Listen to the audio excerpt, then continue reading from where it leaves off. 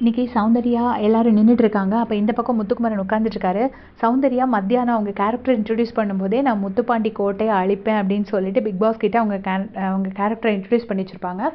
அதே மாதிரி இப்போ உட்காந்துட்டு இருக்கும்போது முத்துக்குமரன் சொல்கிறாரு, இது முத்துப்பாண்டி கோட்டை ஜி அப்படின்னு சொல்லுவார். சொன்னோடனே அந்த கோட்டையை அழிக்க வரேன் அப்படின்னு சொல்லிட்டு சௌந்தர்யா சொல்கிறாங்க இப்போ லைவில். உடனே முத்து சொல்லுவார், ஐயோ இது இந்த வன்மை உங்களுக்குள்ளே இருக்குன்னு எனக்கு தெரியும், அதை வெளியே கொண்டு வரதுக்கு தான் இப்படி ஒரு போடு போட்டேன் அப்படின்னு சொல்லிட்டு முத்துக்குமரன் சொல்கிறாரு. அவருக்கு குசும்பு வேலை தானே, சௌந்தர்யா எப்படி இப்படி சொல்லுவாங்கன்னு சொல்லிட்டு காமெடி பண்ணிகிட்ருக்காரு. வம்பிழுக்கிறது தான் அவர் வேலையாக வச்சுருக்காரு. நமக்கும் அதை பார்க்குறதுக்கு ஜாலியாக இருக்குது. உடனே அவர் இப்படி சொன்ன உடனே சௌந்தர்யா வந்துட்டு, அந்த கோட்டையெல்லாம் அழிக்க முடியாது, அழிக்க முடிஞ்சுருந்தா நான் தான் என்றைக்கோ அழிச்சிருப்பேனே, அழிக்கலாம் முடியாது அப்படின்னு சொல்லிட்டு அவங்களே வந்து நொந்து போய் சொல்கிறாங்க. ஸோ சௌந்தர்யாவே அக்செப்ட் பண்ணிட்டாங்க, முத்துவை நம்மளால் ஜெயிக்க முடியாது அப்படிங்கிறத. அவங்க ஃபேன்ஸ் தான் அக்செப்ட் பண்ண மாட்டேன்றாங்க. உடனே முத்துக்குமரன் எப்போ பார்த்தாலும் நெகட்டிவாக அழிக்கிறேன் சதைக்கிறேன்னு இதே தான் வேலையாக இருக்குது அப்படின்னு சொல்லிட்டு சொல்கிறாரு. அதுக்கப்புறம் இன்னத்த டான்ஸ் பர்ஃபார்மன்ஸஸில் பார்த்தீங்கன்னா இது வரைக்கும் இருந்ததில் பவித்ரா தான் பெஸ்ட்டாக பண்ணியிருக்காங்க. ரொம்ப முகுந்தா சாங்க்கு செம்மையாக ஆடிருப்பாங்க. கிளாசிக்கல் ரொம்ப பர்ஃபெக்டாக அவங்களோட ரோலை பண்ணியிருக்கிறாங்க. அப்புறம் இன்றைக்கி மத்தியானமே ரயனுக்கு வந்து முத்துக்குமரன் ஒரு கவுண்டர் கொடுத்துருப்பாரு. அதாவது என்னென்னா, பொண்ணுங்களுக்கு பிடிச்ச மாதிரி மட்டும் இருந்தால் பத்தாதுன்னுட்டு இப்படி ஸ்டார்ட் பண்ணுவார். ஸ்டார்ட் பண்ணோடனே ரயன் சொல்லுவார், அதை தான் நானும் சொல்கிறேன், மக்களுக்கு பிடிச்ச மாதிரியே இருக்கணும் அப்படின்னு சொல்லிட்டு முத்துக்குமரனை பார்த்து சொல்கிறாரு. இவர் உண்மையிலே இவருக்கு புரியலையா இல்லை புரியாத மாதிரி நடிக்கிறாரான்னு எனக்கு தெரியல. உடனே முத்துக்குமரன் அதான் மக்களுக்கு பிடிச்ச மாதிரி தான் இருக்கணும், அதை தான் நானும் உங்களுக்கு சொல்கிறேன் அப்படின்னு சொல்லிட்டு முத்துக்குமரன் ரயானை பார்த்து சொல்கிறாரு.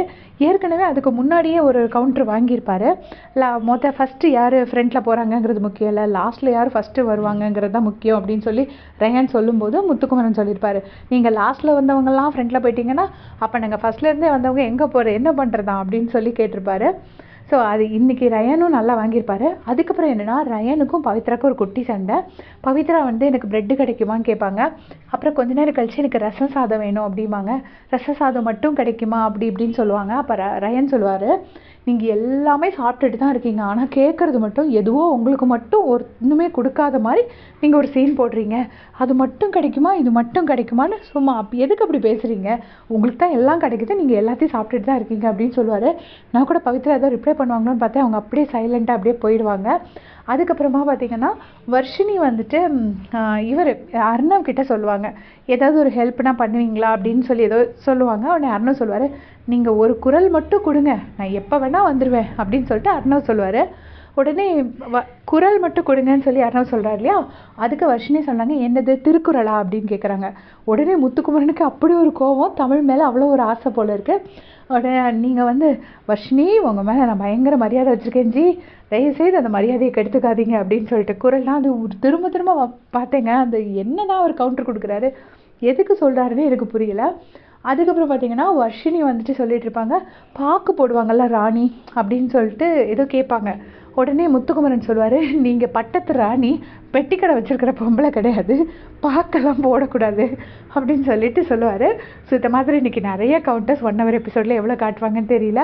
முத்துக்குமரன் கவுண்டர்ஸ்க்காகவே இன்றைக்கி இதை பார்க்கலான்னு இருந்துச்சு. யாரெல்லாம் என்னெல்லாம் கவுண்டர் பார்த்தீங்க, ஏதாவது கவுண்டர் நான் மிஸ் பண்ணேன்னா கமெண்ட்ஸில் சொல்லுங்கள். தேங்க்ஸ் ஃபார் வாட்சிங்.